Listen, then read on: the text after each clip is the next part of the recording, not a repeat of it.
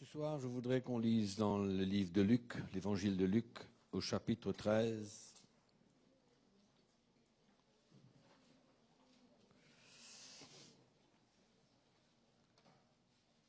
Depuis quelque temps, je dis à l'Église combien c'est important de considérer attentivement les paroles de Jésus, ses paraboles, ses instructions, ce qu'il veut communiquer pour nous, ses enfants, pour mieux comprendre son cœur, son plan, sa volonté, mieux le servir et marcher selon son plan, sa volonté.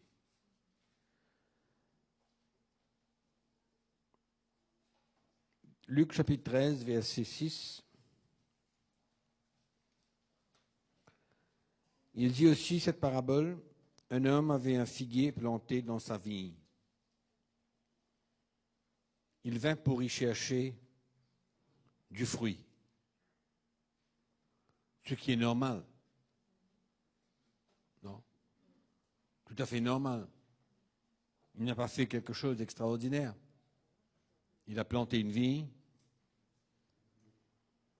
et il vient chercher du fruit. Mais il n'en trouva point. Alors il dit au vigneron, voilà 3 ans que je viens chercher du fruit à ce figuier. Et je n'en trouve point.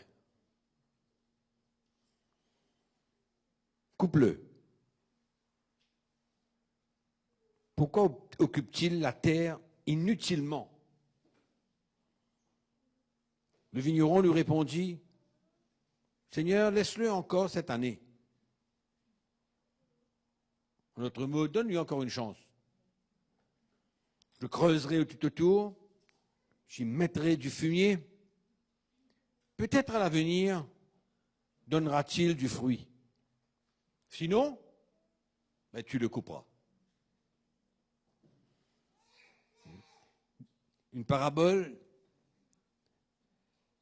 que je crois nous devons tous considérer. Pourquoi ? Parce que si chacun de nous faisons une évaluation de ce que nous faisons avec l'Évangile, l'Évangile que nous avons reçu dans nos cœurs, nous avons compris, évaluons qu'est-ce que nous avons fait ou qu'est-ce que nous faisons avec l'Évangile pour construire avec Jésus. Paul dit dans l'Épître aux Corinthiens qu'il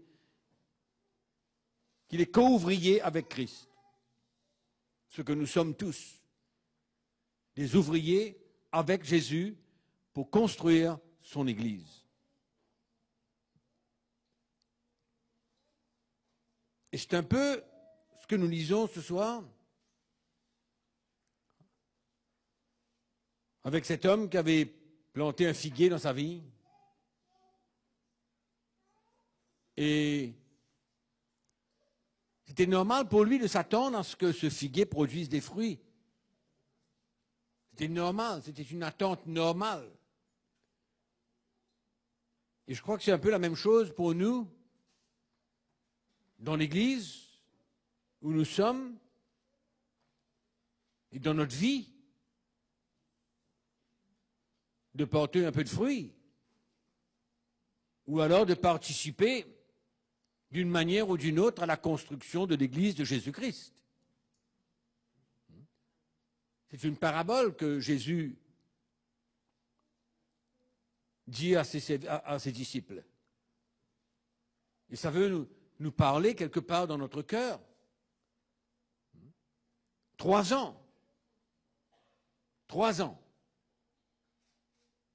Année après année, il est venu chercher du fruit sur ce figuier. Et malheureusement, il n'a rien trouvé. Et la première chose qui est venue à son cœur, c'était de le couper, de le jeter. Il ne vaut rien. Pourquoi prend-il la place Pourquoi est-ce qu'il prend de la place? Il ne sert à rien.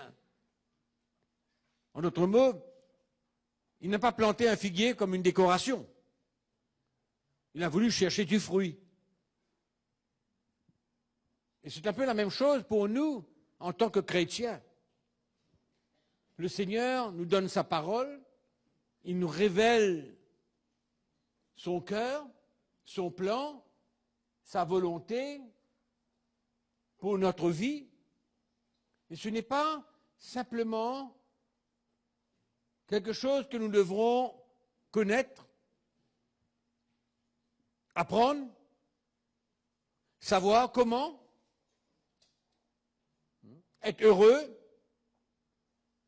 de comprendre comment Dieu construit. Ce n'est pas suffisant.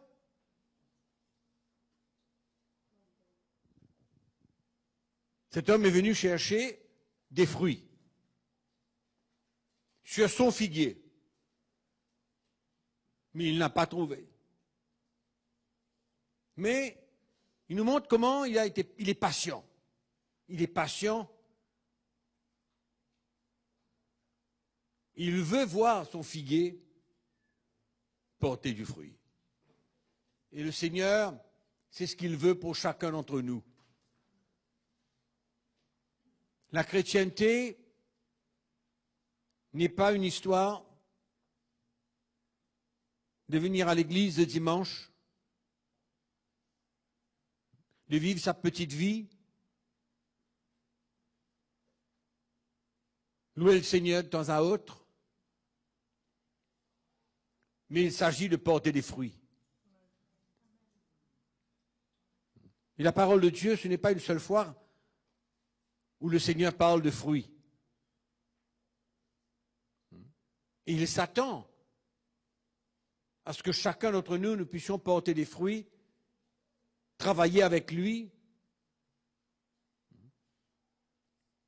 Moi, je me pose la question, et je me dis en moi-même,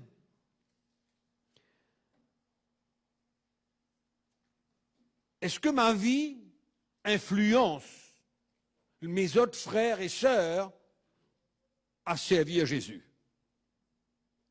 Ma vie. Et tu devrais, chacun d'entre nous, nous devons poser cette question. Hein? Est-ce que notre vie influence nos frères et nos sœurs à suivre Jésus?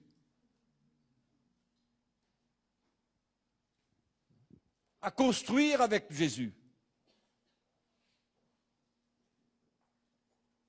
Est-ce que notre vie influence les autres?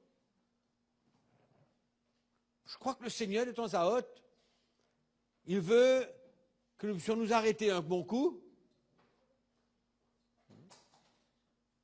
examiner notre vie. Qu'est-ce que nous faisons pour le Seigneur? Ou alors nous sommes là simplement pour venir à table et manger?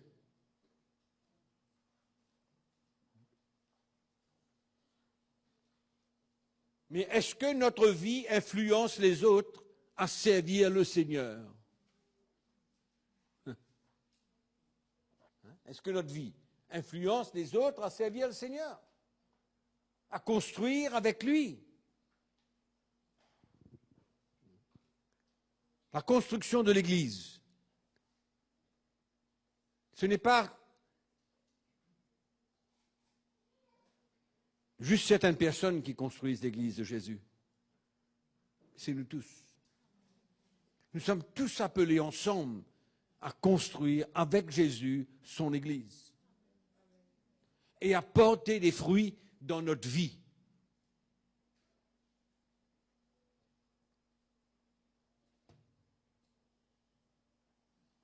Et c'est normal pour le Seigneur de s'attendre à ce que nos vies portent des fruits suite à la révélation de l'évangile que nous avons reçu. Qu'est-ce que nous faisons avec l'évangile que nous avons reçu?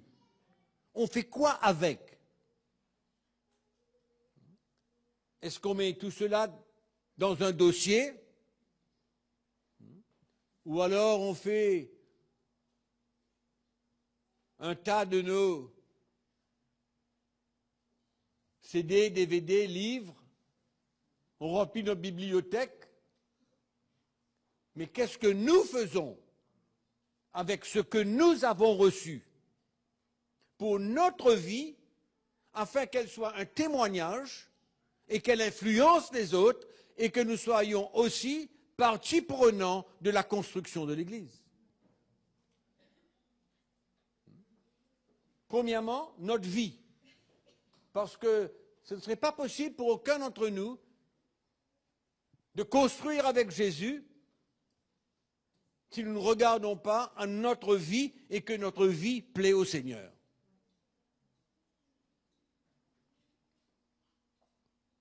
Si nous voulons être un exemple, nous avons besoin de nous assurer que notre vie est porteur de fruits. Ouvrons notre Bible un petit coup dans Romains chapitre 6. Il y a beaucoup de fruits qui sont très différents.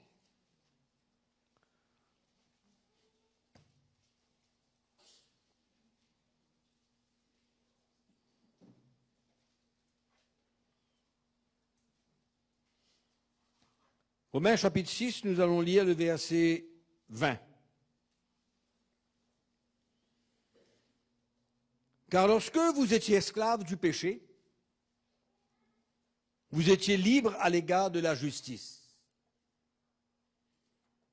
Quels fruits portiez-vous alors? Des fruits dont vous rougissez aujourd'hui. Car la fin de ces choses, c'est la mort. Mais maintenant, étant affranchis du péché et devenus esclaves de Dieu, vous avez pour fruit la sainteté et pour fin la vie éternelle. Amen.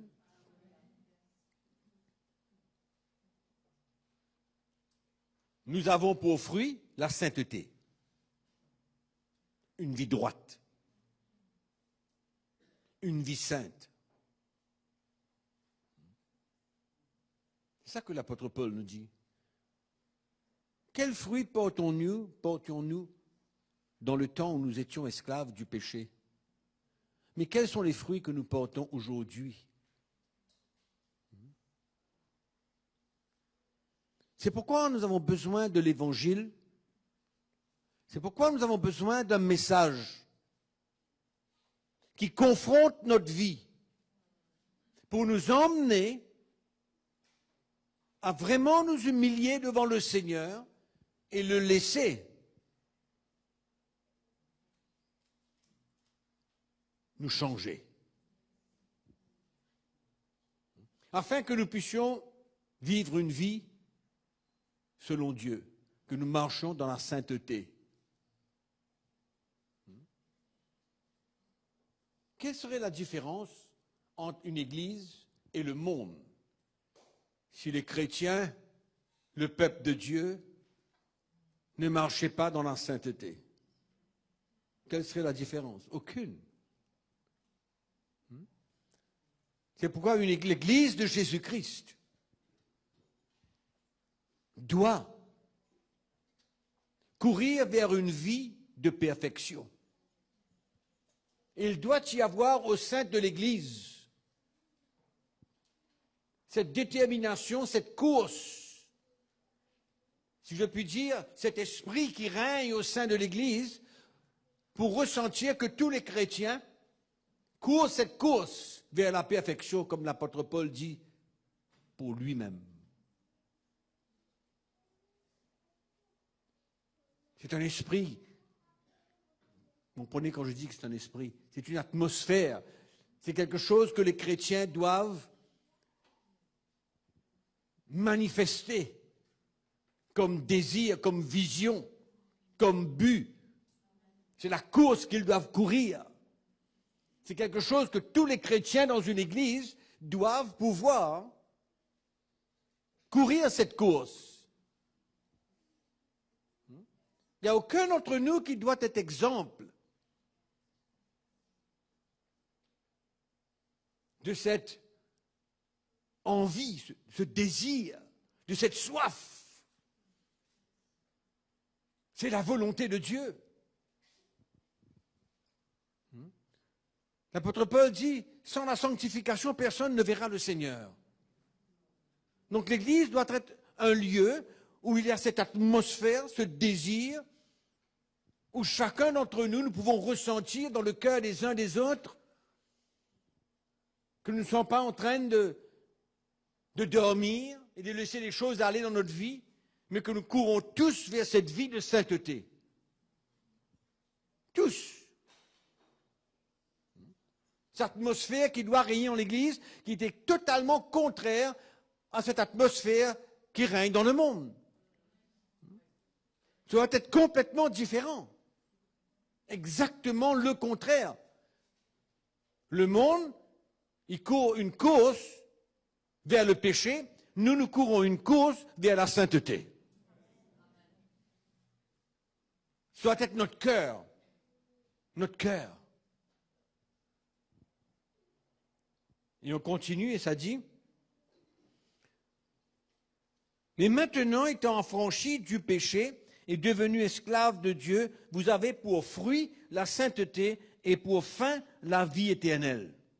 Vous avez pour fruit la sainteté. Fruit. C'est le produit de ce que nous sommes. Amen. C'est ce que nous devons retrouver, c'est ce que le Seigneur veut retrouver dans la vie de chacun d'entre nous. Aucun d'entre nous n'est parfait, mais nous courons une course. On veut ressentir que chacun de nous, nous sommes engagés dans cette course. Parce que nous voulons produire un fruit de sainteté.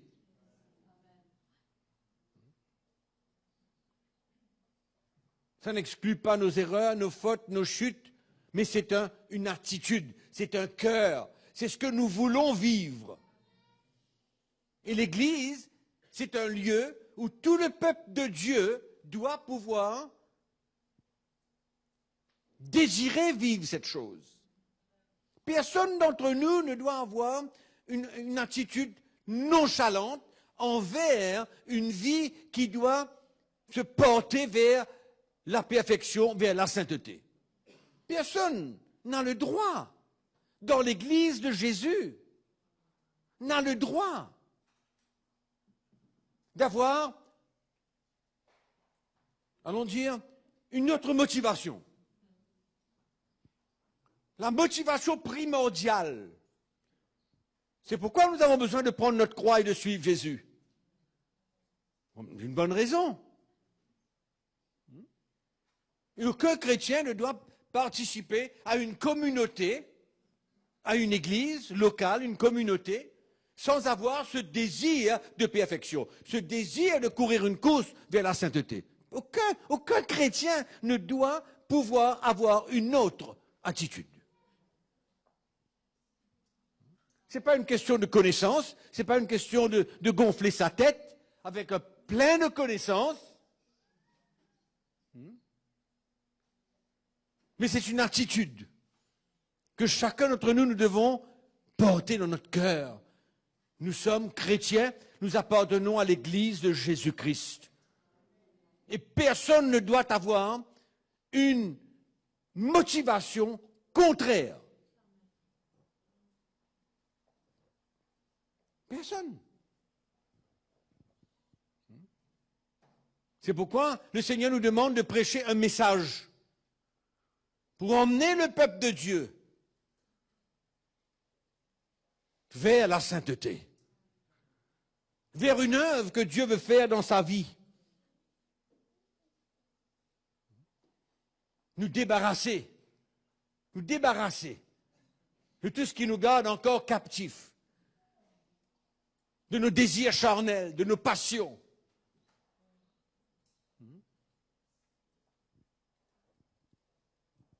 Qui nous emmènent vers le péché. C'est une œuvre de Dieu. C'est un brisement. C'est une mort. Et tous les chrétiens, nous avons besoin de considérer cela comme la priorité de notre vie. Autrement, nous devenons des religieux. L'Église devient la religion, la tradition, où on fait des choses dans l'Église. Mais non, on doit avoir cette attitude dans notre cœur où nous désirons. Nous venons à l'église, nous voulons écouter un message. Pour quelle raison? C'est pourquoi je vous pose la question tout à l'heure. Qu'est-ce que nous faisons avec l'évangile que nous recevons? Est-ce que c'est pour remplir notre tête de connaissances et d'être fiers de connaître certaines choses? Non. Le but de l'évangile, le but de la révélation de l'évangile, c'est premièrement nous emmener dans cette course de la sainteté, vers la sainteté. Numéro un.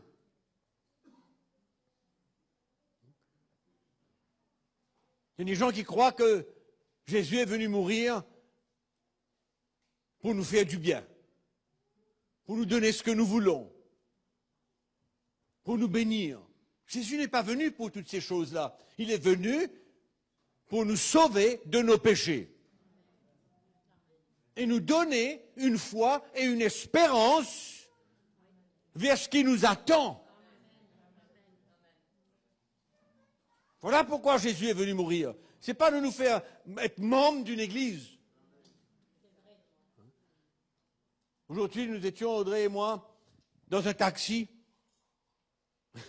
Et je demandais à ce chauffeur, je lui ai dit, mais je ne sais pas comment c'est arrivé, mais il nous a dit que lui, il était protestant. Oui, il venait du Cameroun, voilà. Comment la conversation a commencé. Il était protestant. Ouais. Bon, il est protestant, oui, très bien. Et puis je lui ai dit, mais à quelle église tu appartiens? Il me dit, ben oui, ben moi je t'appartiens à telle église. Ah, je lui ai dit, mais est-ce qu'on prêche la nouvelle naissance dans ton église? Pardon? Est-ce qu'on prêche la nouvelle naissance? Donc, il est dans une église, il n'a aucune idée. Aucune. Idée, qu'est-ce que c'est que d'être un chrétien et pourquoi on est chrétien et quelle est la course qu'on doit courir. Il n'a aucune idée.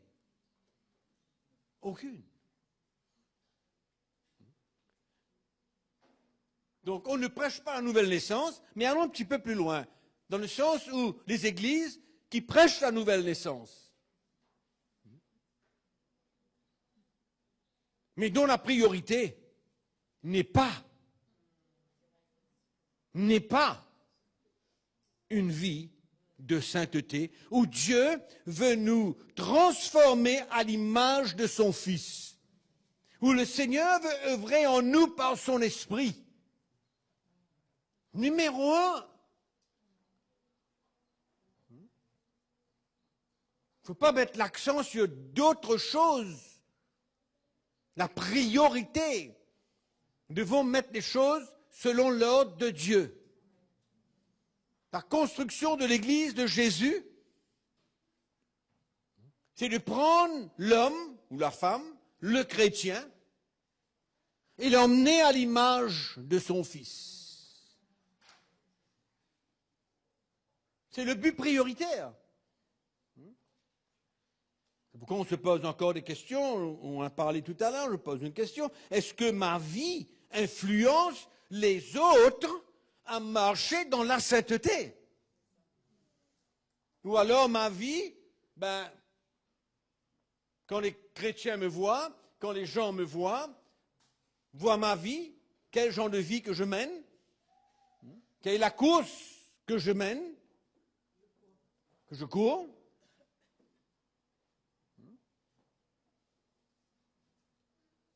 quelle influence que j'ai, quelle influence que nous avons tous là. Quel exemple que nous donnons. Donc c'est clair que nous étions esclaves du péché, maintenant nous sommes devenus esclaves de Dieu. N'est-ce pas vrai? C'est ça que Paul dit, esclave de Dieu. On ne vient pas s'asseoir à l'église sans comprendre que le Seigneur veut notre vie. Et que nous sommes appelés à vivre comme lui. Le même esprit qui habitait en lui habite en nous. Le même esprit qui l'a conduit nous conduit. Le même esprit qui l'a conduit à marcher une vie sainte est le même esprit qui nous conduit à marcher une vie sainte. Nous ne sommes plus sous le régime où notre vie est gérée par la loi.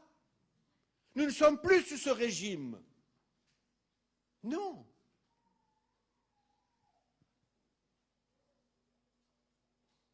Nous sommes sous le régime de l'esprit. Et quand notre vie est sur l'autel, est livrée au Seigneur, et que nous sommes esclaves de Dieu, c'est la première chose que Dieu veut faire dans notre vie. C'est de nous perfectionner. Première chose. Le représenter sur cette terre. Quelle est la représentation de Dieu? C'est pourquoi l'apôtre Paul nous parle, il nous dit le mystère de l'Église, c'est quoi? C'est Christ en nous, l'espérance de la gloire. Christ en moi, Christ en toi. La chrétienté, ce n'est pas une croyance. Les religions sont des croyances. La chrétienté, elle n'est pas une croyance seulement. Il y a la foi en Christ, et puis il y a une vie à vivre. Complètement différent. C'est pourquoi dans l'Église, on peut faire beaucoup de choses, on peut parler de beaucoup de choses. Quand je réalise le fondement de la chrétienté, je comprends. Quand je réalise que le fondement de la chrétienté, c'est ma foi en Christ et mon identification avec Christ, là je comprends que la sainteté est la première priorité de Dieu. Ah ben oui.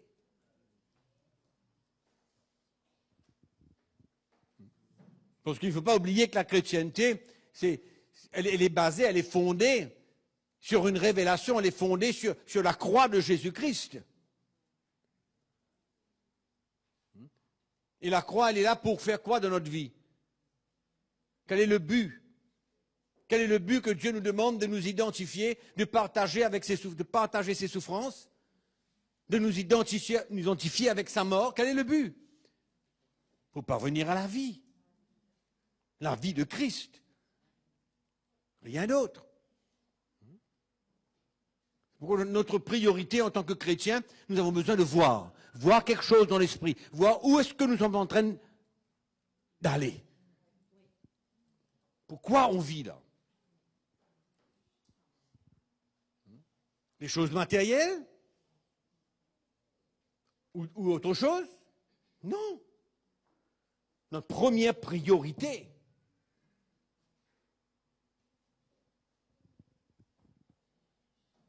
Paul dit, ce que je veux, c'est votre perfectionnement.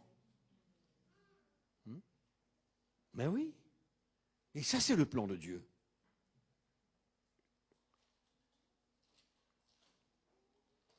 C'est pourquoi Jésus fait cette parabole. Un homme qui a planté un figuier dans sa vie, c'est normal. Il s'attend à ce qu'il y ait du fruit. Mais quand il n'y a pas, ben, celui qui l'a planté, le maître, dit, ben, on le taille, on le coupe, on a fini avec.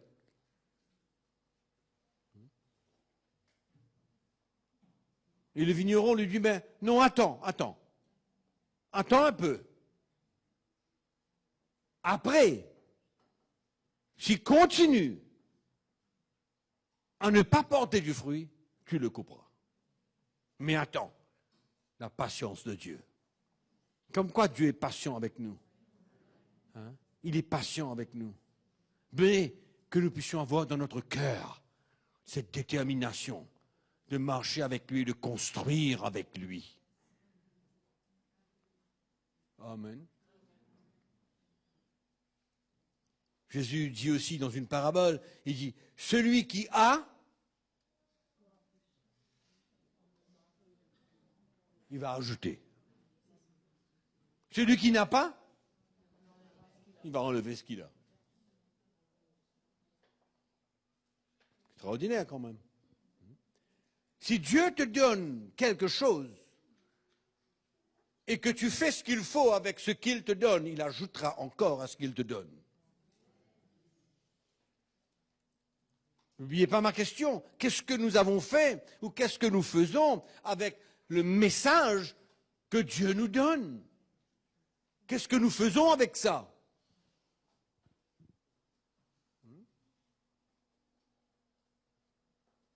Ce message, c'est pour que nous puissions, nos vies puissent porter des fruits.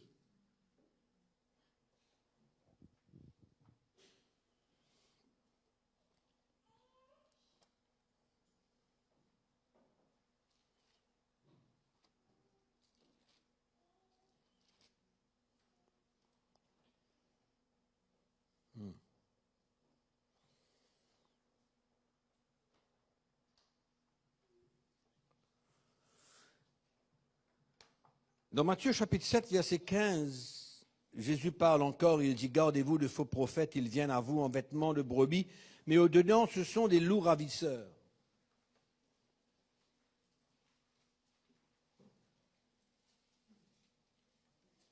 Le verset 16 nous dit, vous les reconnaîtrez à leurs fruits. C'est comme ça qu'on va les reconnaître. Par leurs fruits. Pas seulement par ce qu'ils disent. Non, mais par leurs fruits. C'est pourquoi il y a autant de problèmes dans l'Église aujourd'hui, en général. C'est que on n'est plus intéressé à la vie des gens, on est intéressé à ce qu'ils disent, avec ce qu'ils disent, mais pas avec leur vie. Mais ici, Jésus est clair. Attention, faites attention, gardez-vous de faux prophètes. Ils viennent à vous en vêtements de brebis, mais au-dedans, ce sont des loups ravisseurs, au-dedans. Et il a dit, vous les reconnaîtrez à leurs fruits. Cueille-t-on des raisins sur des épines ou des figues sur des chardons? Ben non. Tout bon arbre porte de bons fruits, mais le mauvais arbre porte de mauvais fruits. Un bon arbre ne peut porter de mauvais fruits ou un mauvais arbre porter de bons fruits. Tout arbre qui ne porte pas de bons fruits est coupé et jeté au feu. C'est donc à leurs fruits que vous les reconnaîtrez. Ah, mais c'est clair. N'est-ce pas vrai? Ah, moi j'appartiens à Christ et je fais ce que je veux de ma vie. Hein? J'appartiens au Seigneur, mais je n'ai aucune vision pour ma vie. Aujourd'hui, les chrétiens ont des visions pour aller quelque part, courir à gauche, courir à droite, faire ceci, faire cela, des activités. C'est bien tout cela, il n'y a pas de problème. Tant que il y a des choses qui se passent au-dedans de nous. Tant qu'il y a des choses qui se construisent dans notre vie et que Christ est en train d'être formé en nous. Parce qu'un bon arbre ne peut pas porter de mauvais fruits.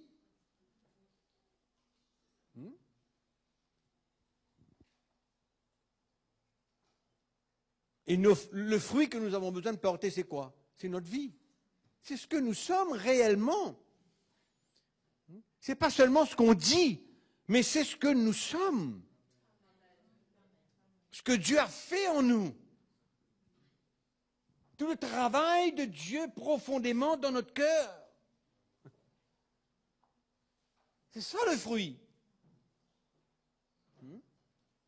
Une vie de sainteté. Le Seigneur a besoin de nous aider.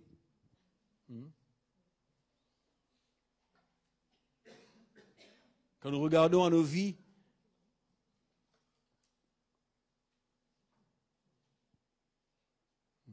quel est notre engagement, par exemple? Quel est notre engagement dans la construction de l'Église? Je ne parle pas simplement d'un engagement de venir s'asseoir à l'Église. Non, je parle d'un engagement à servir le Seigneur.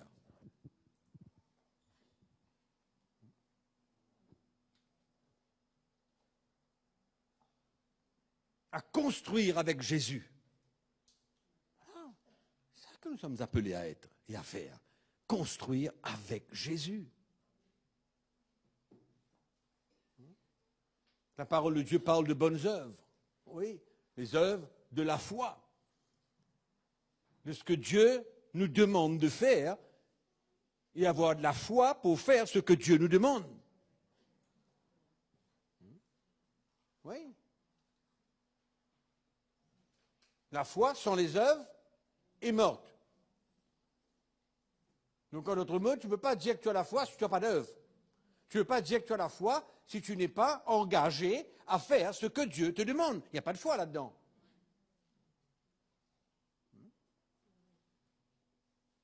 Ta foi est manifestée. Elle est vraie, elle est réelle, elle est vivante, elle est productive.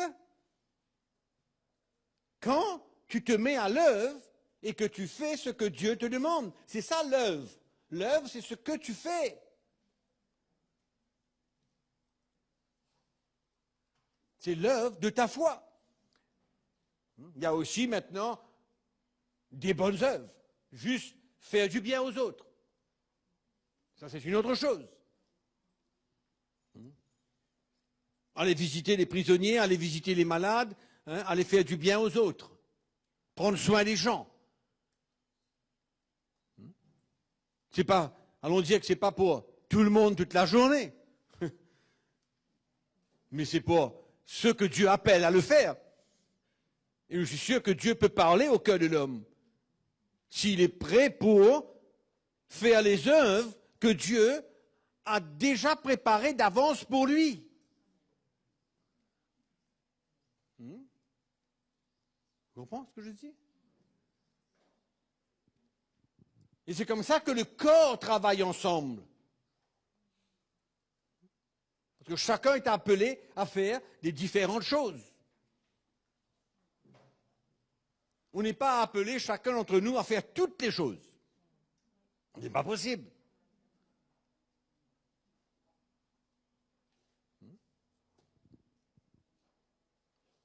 Donc il y a notre engagement, l'état de notre cœur. Quelquefois, quand je pense, je dis à des gens qui écoutent l'Évangile pendant des années et qui gâtent leur cœur si facilement. C'est franchement difficile à comprendre. C'est pourquoi on se pose la question, on me dit, mais qu'est-ce que tu fais avec tout ce que tu entends? Qu'est-ce que tu fais avec tout ce que tu entends? Des attitudes, des critiques,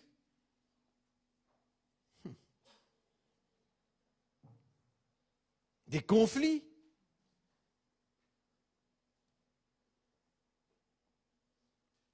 des commérages, cancanages. Je me demande qu'est-ce que les gens font avec l'Évangile. Je ne comprends pas. Quelquefois, je ne comprends pas.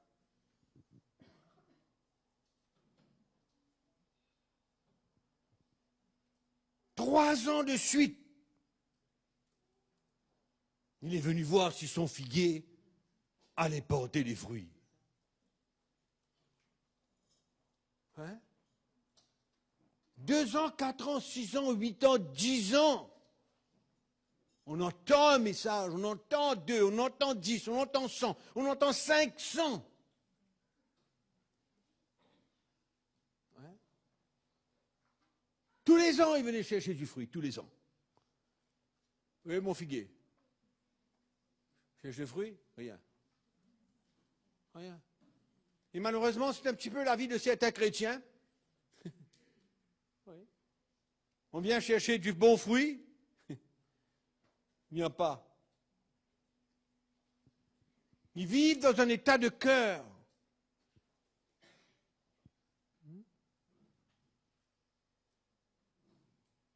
Ils grandissent. Il y a toujours des choses,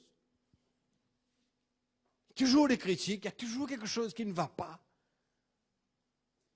C'est comme si que ma vie chrétienne dépendait de quelqu'un d'autre. Hein? C'est comme si que notre vie chrétienne dépendait du pasteur, de sa femme, des anciens, des frères, des sœurs. Non. De personne. Mon cœur ne change pas selon ce que quelqu'un est, ou un frère, ou une sœur, ce qu'il a dit, ou ton mari, ou ta femme, ou ton frère, ou ta sœur, ou ton employeur. Mais non.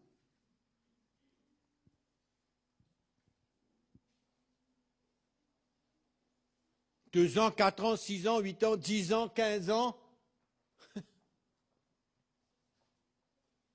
C'est comme si on entendait la même cassette, le même CD.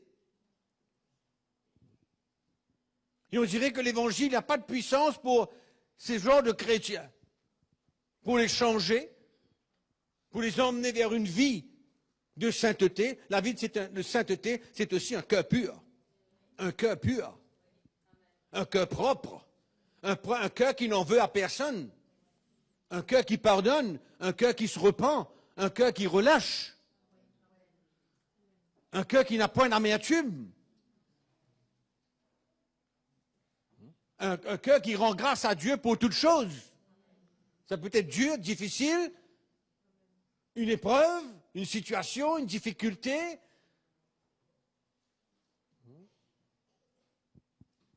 Les attitudes des frères, des sœurs, des maris, des femmes, d'enfants.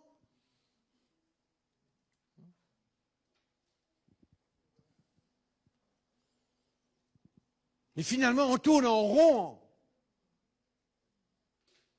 avec les mêmes problèmes, les mêmes attitudes, les mêmes grognements, les mêmes paroles, les mêmes critiques, toute notre vie. Mais qu'est-ce que tu fais avec l'évangile que tu entends?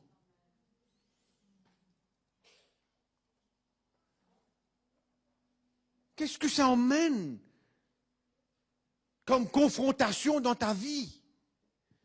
Moi, je peux accepter, Dieu peut accepter, nous pouvons tous accepter une faiblesse, un manquement, une erreur, une faille. Ok, on a une mauvaise attitude, pendant un moment, notre cœur se gâte, et puis quoi, ça reste gâté même? Combien de temps?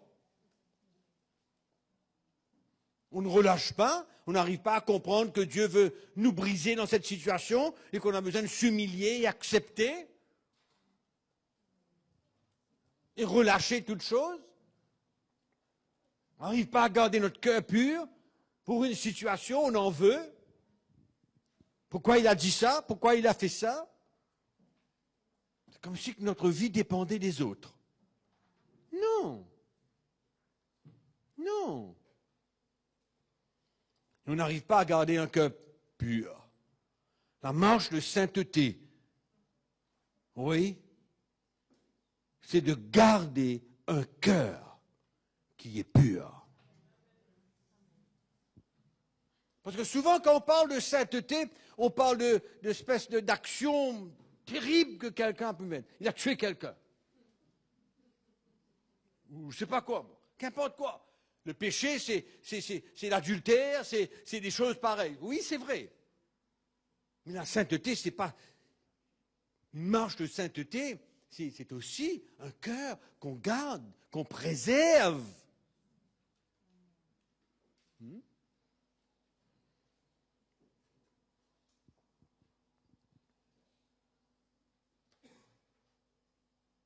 Autrement, on ne finit jamais. Finit jamais. Comment va-t-elle faire? Il n'est pas bien en ce moment. Ah bon? Il n'est pas bien en ce moment.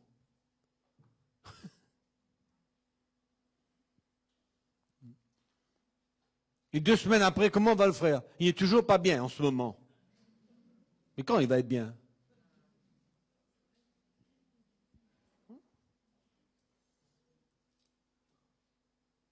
Quand est-ce qu'il va être bien?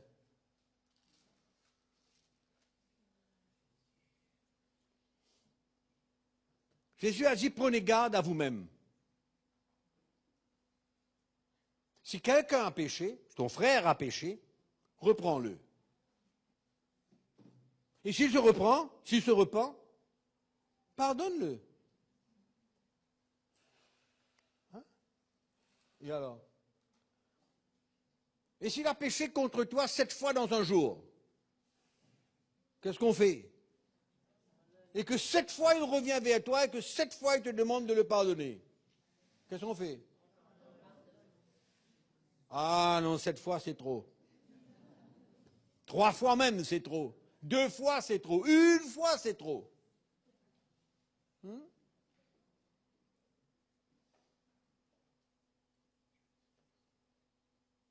Construire l'Église. Construire un peuple qui est bien, qui court une course, où on voit du progrès, où on voit que les frères et sœurs progressent dans la marche avec Jésus. Ils remportent des victoires. Là où ils ne remportaient pas des victoires, et maintenant ils remportent des victoires. Ils délaissent et quittent derrière eux les choses qui les entouraient, qui les enveloppaient, qui les gardaient captifs. C'est vrai que quand on grandit, il y a des choses qui ne se passent pas immédiatement. Et le Seigneur comprend ces choses-là. C'est pourquoi il lui a dit, ah ben attends, laisse ton figuier là, je vais l'arranger. Hein, je vais fouiller autour de l'arbre, je vais mettre du fumier dedans. Mais, si encore une fois, l'année prochaine, il n'y a pas de fruits, à ce moment-là, tu le couperas.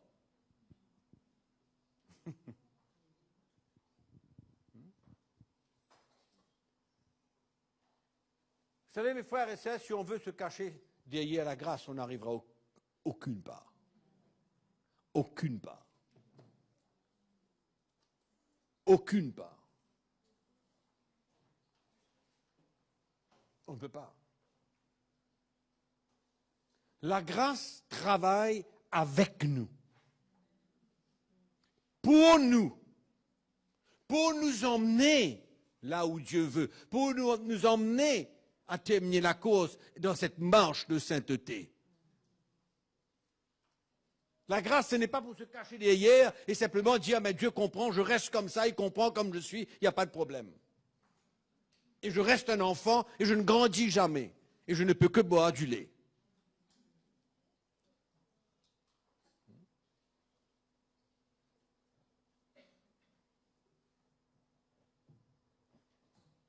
Moi, je crois qu'il est temps de porter du fruit dans notre vie chrétienne. Partout? Tout le temps? Pourquoi je dis tout le temps? Parce que quand on chute, on se relève. Et qu'on ne doit pas prendre du temps pour se relever. Voilà pourquoi je dis tout le temps. Il y a de la place pour chuter, il y a de la place pour faillir, il y a de la place pour faire quelque chose qu'on n'aurait pas dû faire, mais on ne reste pas dans cet état. Une place pour garder son cœur, pour endurcir son cœur pendant un mois, une semaine, un jour. Plus on tarde, plus ça. Il y a une racine qui se... Hein? Mais non.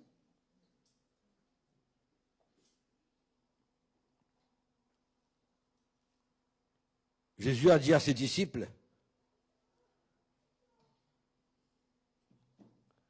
je suis le vrai cep.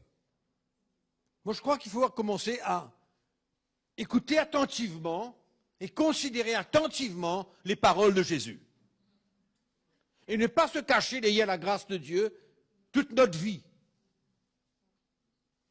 Jésus dit, je suis le vrai cep, au chapitre 15 de l'évangile de Jean, au verset 1.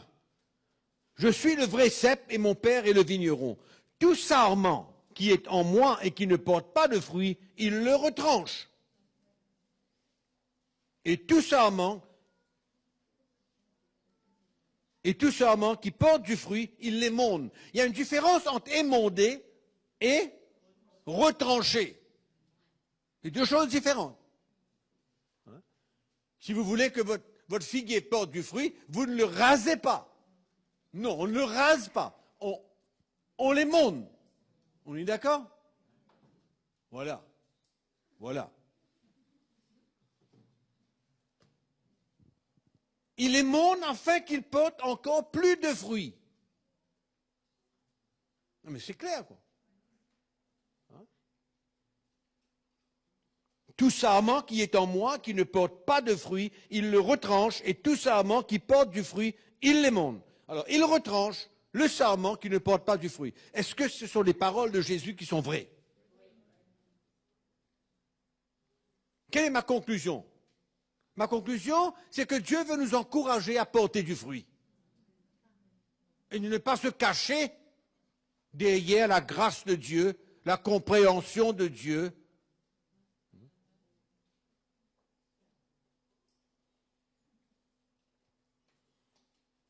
Déjà, vous êtes purs à cause de la parole que je vous ai annoncée.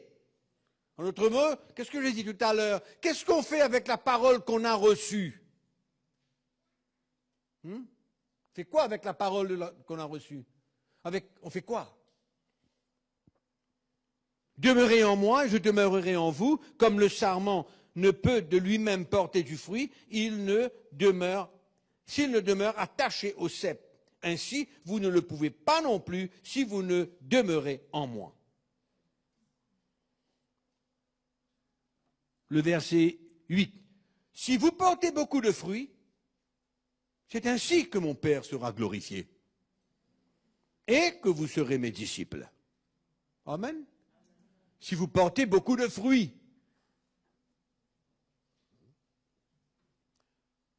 Les fruits, c'est le produit, c'est ma vie, quoi.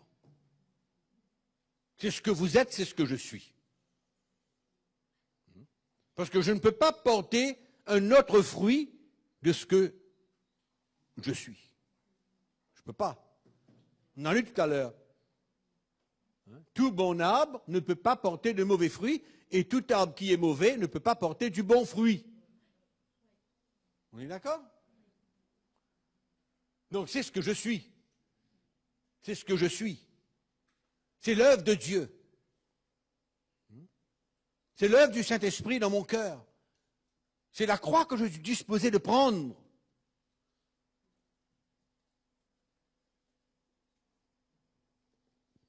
Il faut se rappeler un peu tout ce qu'on a parlé là. Hein. Gardez-vous des faux prophètes. On est d'accord? C'est par le fruit que vous les reconnaîtrez. D'accord? Ça n'a rien à voir avec juste des paroles. Même dans l'Ancien Testament, il y avait des prophètes qui ne parlaient pas de la part de Dieu, qui trompaient le peuple de Dieu.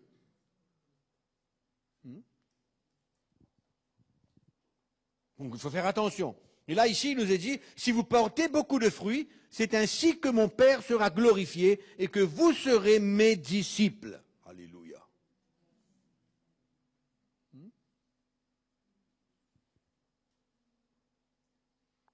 En d'autres mots, est-ce que nous sommes appelés à porter du fruit ou est-ce que nous sommes appelés à être un arbre décoratif? Hein? On peut être des arbres décoratifs, c'est très beau. Mais alors, et puis, c'est beau. Après une première année, c'est toujours beau. Une deuxième, une troisième, la quatrième année, il fait quoi là, lui? Il ne sert à rien.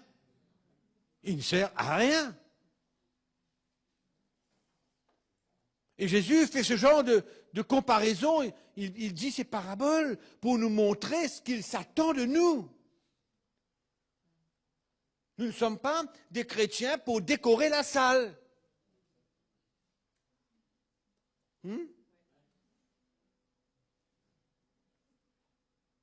Nous sommes appelés à porter du fruit. Et quand nous rencontrons nos frères et nos sœurs, il n'y a pas ce check. Comment on dit un check en français? Vous avez compris? Non? Ce témoignage, voilà, merci beaucoup. Ce témoignage qu'il y a quelque chose de pas correct là. Après avoir passé 3-4 minutes avec un frère, on a fini de savoir où il est. Ou une sœur. Jésus a dit, c'est de l'abondance du cœur que la bouche parle. Non? C'est de l'abondance du cœur que la bouche parle. Et même si on parle de bonnes paroles, ça ne veut pas dire que la personne est bien. Mais quand on parle de bonnes paroles et qu'on n'est pas bien, on doit pouvoir avoir un témoignage que la personne a besoin de l'aide du Seigneur.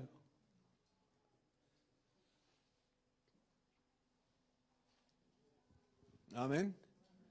Donc, quel est notre appel? Dans les livres de Galates, chapitre 5, verset 22, l'apôtre Paul parle du fruit de l'esprit. L'amour, la paix, la joie, etc. Hein? On est d'accord? Vous voulez lire ce verset? C'est peut-être intéressant.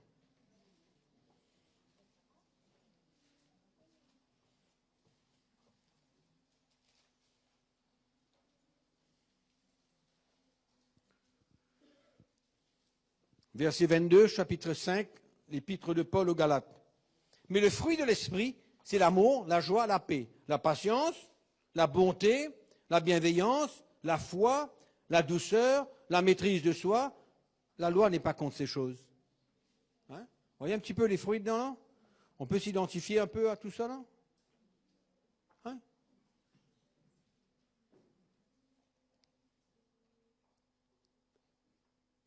Ce texte fait aussi partie des fruits que nous avons besoin de porter. Hein?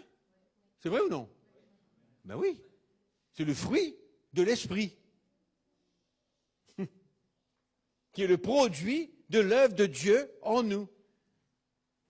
Et quand nous offrons nos vies au Seigneur et que nous ne préservons pas ou ne gardons pas notre vie, ben Dieu est capable de faire son œuvre en nous pour que finalement nous arrivons à porter le fruit de l'esprit. Non? Et ce n'est pas les œuvres de la chair qui vont se manifester, mais le fruit de l'esprit. Et tout ça, c'est l'œuvre de Dieu. Tout ça, c'est la croix que nous avons besoin de prendre pour permettre à Dieu de faire ce qu'il a besoin de faire dans notre vie.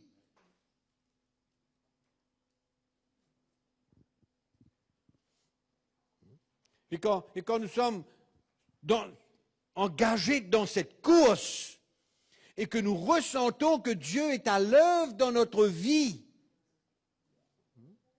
quand Dieu est à l'œuvre dans notre vie, évidemment que nous ressentons que nous sommes en train de porter du fruit. N'est-ce pas vrai? Et la porte s'ouvre devant nous pour servir le Seigneur, être un exemple, être un modèle et porter du fruit là où nous sommes. Et de pouvoir nous assurer, comme j'ai dit tout à l'heure, que notre vie influence la vie des autres.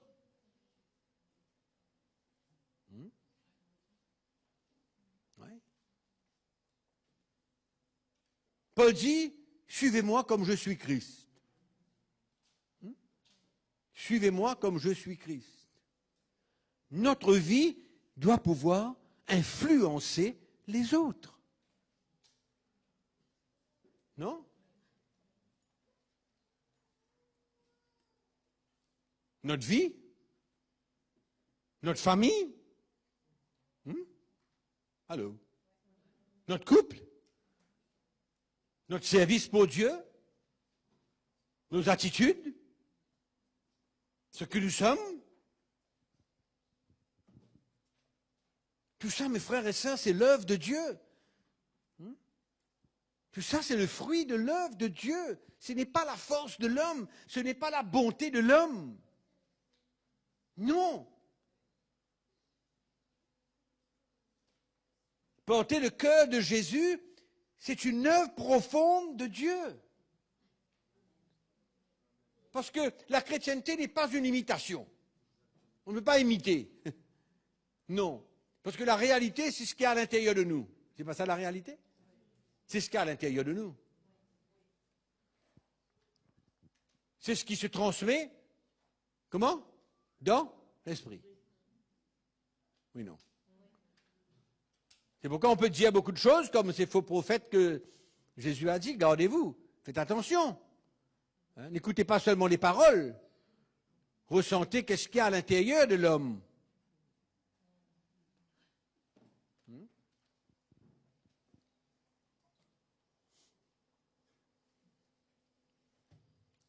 C'est pourquoi la construction de l'Église, c'est fascinant. De voir comment Jésus construit. Aujourd'hui, il y a des gens qui veulent construire l'Église du Seigneur, mais ils ne comprennent pas grand-chose de la construction de l'Église. On peut faire beaucoup de choses, mais construire l'Église, construire la vie des gens, on ne peut rien inventer, mes frères et sœurs. C'est écrit là-dedans. On ne peut rien inventer.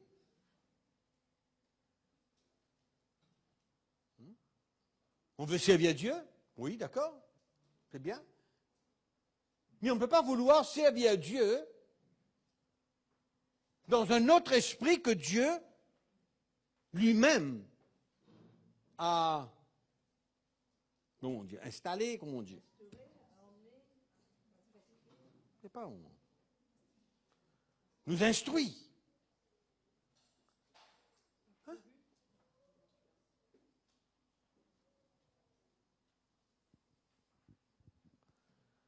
Oui.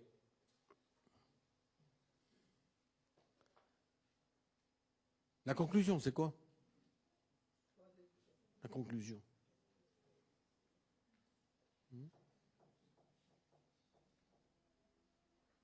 Porte des fruits, c'est l'Église vivante. C'est l'Église où l'Esprit de Dieu agit.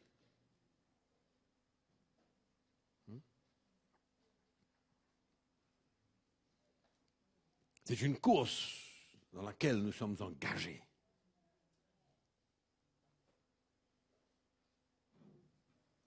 Dans le livre des Proverbes, il est écrit « Garde ton cœur plus que toute autre chose ». Non? C'est là où découlent les sources de la vie. Est-ce qu'on a une conviction de ça? Ou bien c'est un verset de la Bible? Hein?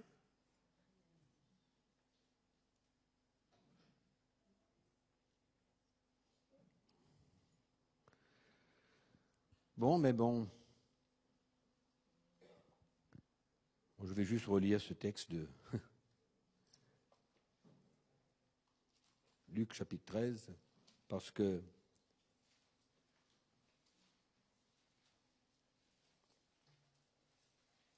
ça devient intéressant de lire et d'écouter ce que Jésus dit. Et je crois que quand Jésus parle, ça paraît un peu plus sérieux. Non? C'est sérieux. C'est des paroles que peut-être on ne s'attend pas à entendre.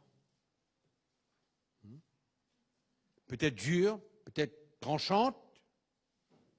Mais bon. Peut-être qu'on a besoin un peu plus de révélation pour mieux comprendre ces paroles. Mais ces paroles sont claires.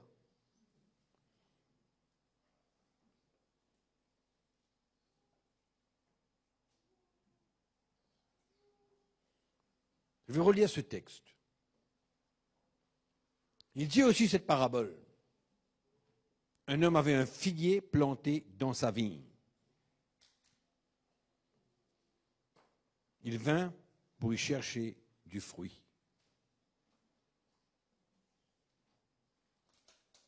Est-ce qu'on peut se considérer comme un figuier? Chacun de nous. Mais il n'en trouva point.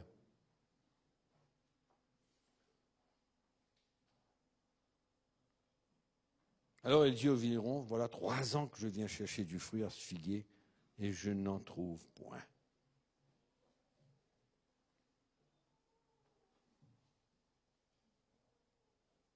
Une petite question.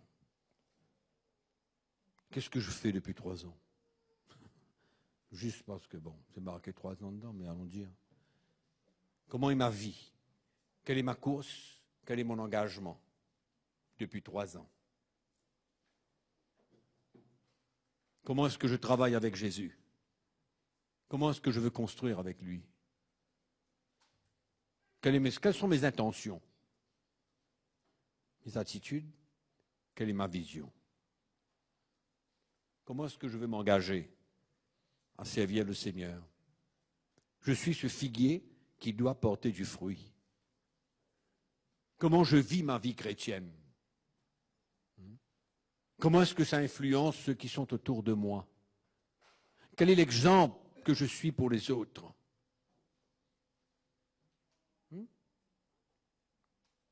3 ans que je viens chercher du fruit à ce figuier et je n'en trouve point. Coupe-le. Pourquoi occupe-t-il la terre inutilement? Ça, ce sont des décisions brusques.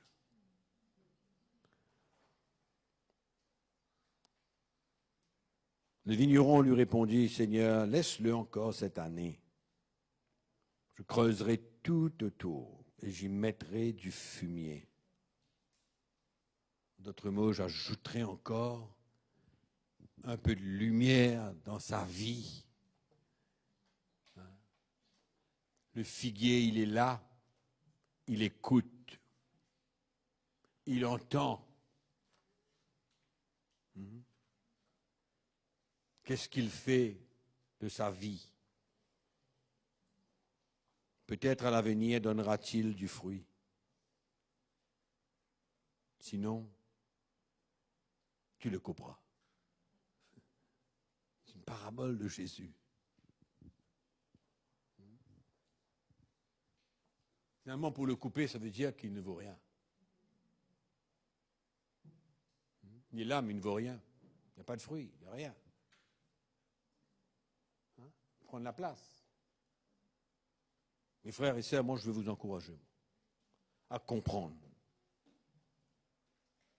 que Dieu nous appelle, nous tous, à comprendre pourquoi on est là, pourquoi il nous a sauvés et dans quelle cause nous sommes engagés. Quelle cause nous sommes engagés?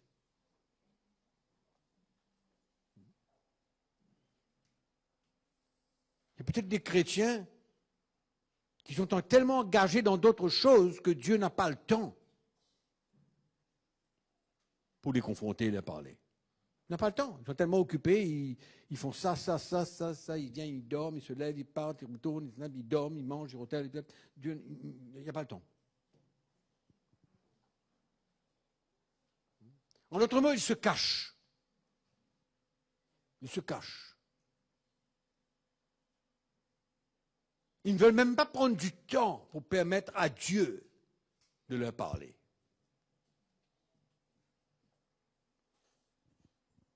Et moi, je veux vous encourager à comprendre que nous sommes engagés dans une cause, sur un chemin, pour que Dieu accomplisse sa volonté dans notre vie. Et que nous devenions des exemples. Et que l'Église de Jésus-Christ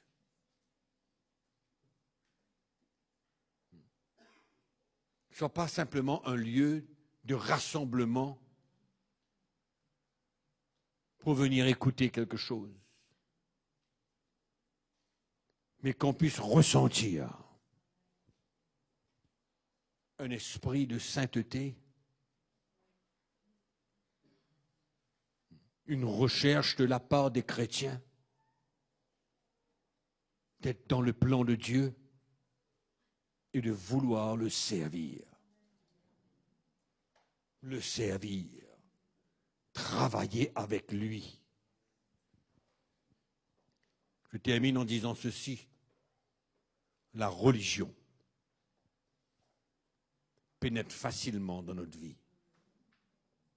La religion. Vous comprenez ce que c'est que la religion? Il n'y a plus rien qui vit.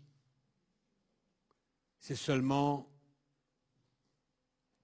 comment dire, notre vie est déjà planifiée, organisée.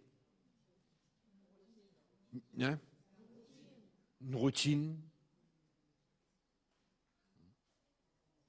Il n'y a plus de vie. La religion. C'est mort. C'est sec, c'est vide. C'est sec, c'est vide. On est seulement des bons chrétiens. Moi, je me demande si les bons chrétiens vont tenir le coup. pour vraiment tenir le coup dans les derniers jours que nous vivons? Ou alors est-ce que nous allons apprendre que tel frère, telle sœur, on ne sait plus où ils sont, emportés,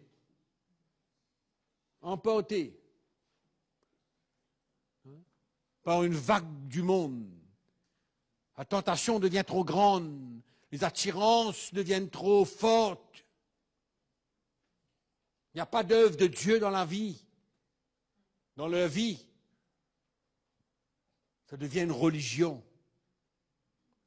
Il n'y a pas de croissance. Religion. Pas de maturité. Religion. Amen ou non? Il faut faire attention, hein? Faire attention qu'on devienne des religieux.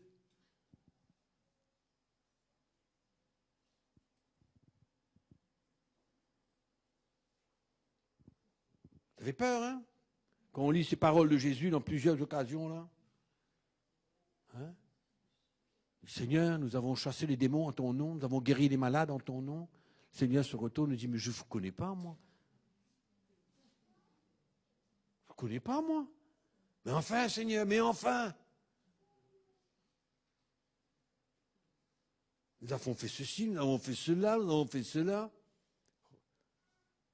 Il dit, retirez-moi, retirez-vous de là. Hein? Retirez-vous de moi. Incroyable. Là, il parle de couper, trancher, jeter au feu.